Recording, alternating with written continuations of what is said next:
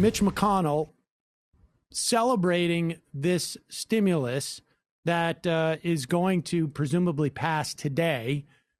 He is also excited because it gives David Perdue and Kelly Loeffler something to talk about for those Republican voters that may have felt like maybe we need to have a democratically controlled Senate to get some type of stimulus. Here is Mitch McConnell.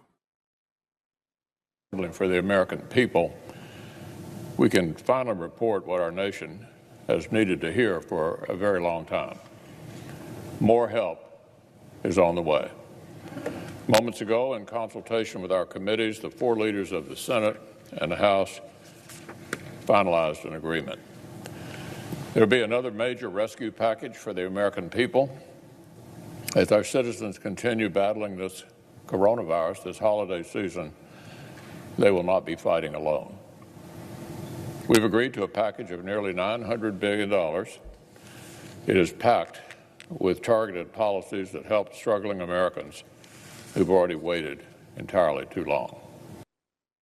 Now, of course, Mitch McConnell could have passed a even bigger bill, well, 7 months ago, 5 months ago, 4 months ago, 2 months ago. At any time, he could have had a bigger bill had he wanted one. There was a $1.8 trillion offer supposedly on the table coming from the White House. We don't know. Nancy Pelosi said, okay, we'll take that, and then forced Mitch McConnell to either vote it down, not bring it to a vote, or vote for it at the time. That did not happen. That's where we are now.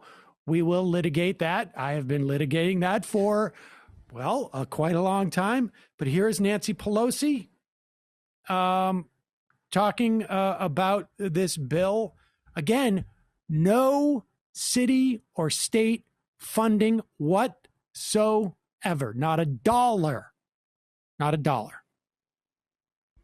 We also have in the legislation direct payments, which were not in the Republican bill, to America's working families. I would like them been bigger, but they are significant, and they will be going out soon. That is the what Pelosi is trumpeting when people ask, why didn't you just, this is very close to what Mitch McConnell wanted with his skinny bill that they passed in the Senate a couple of times, or at least brought up and was filibustered.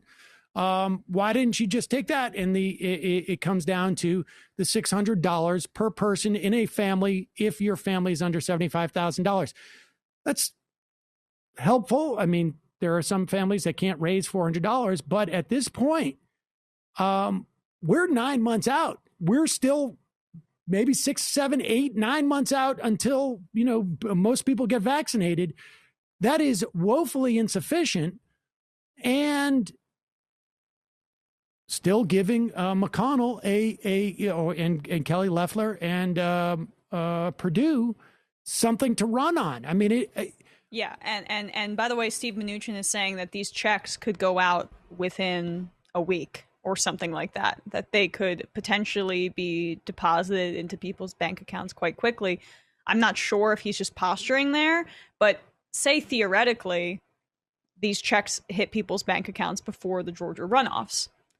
Mitch McConnell wins again. I mean, the point is that Pelosi has no explanation for why she turned down the $1.8 trillion deal that was ostensibly on the table and put it in McConnell's court. She's not answering questions. CNN is asking her about it, and she's walking out of the room because it was done for political purposes. And so now we have a weaker bill because of it. And look, I can understand doing things for political purposes, if that's what it is, and we should make the assessment. But I don't even know that that was a politically smart move to make. And if so, I don't understand why you do it now, as opposed to wait till after the Georgia election. Because if the politics made sense then, I don't understand how they don't make sense now. But I don't. I mean, and I'm open to an explanation. And it wasn't even an effective political move then, because newsflash, the Democrats thought they were going to take a lot more seats back in the Senate, and they didn't, even if they win these 2 runoffs, and they lost seats in the House. And the real problem is that Joe Biden may have gotten into office because of it. I suppose that could be the argument, that not preventing Donald Trump from doing another bill would have helped helped Joe Biden get into office.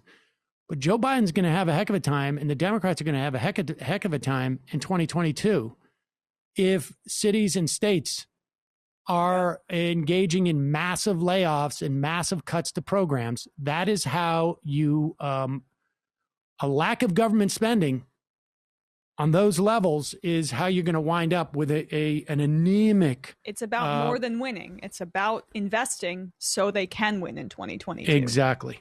All right. Well, that's it for us today. We will go through that bill more tomorrow. If you missed any part of this program, remember it plays at 5 p.m. and at 10 p.m. on the Choice channel on the Peacock app, or you can just go in and search Seder, Seder, and find any of our archive shows or our most recent one. We will see you tomorrow, unless you are staying with us, in which case we will see you right now.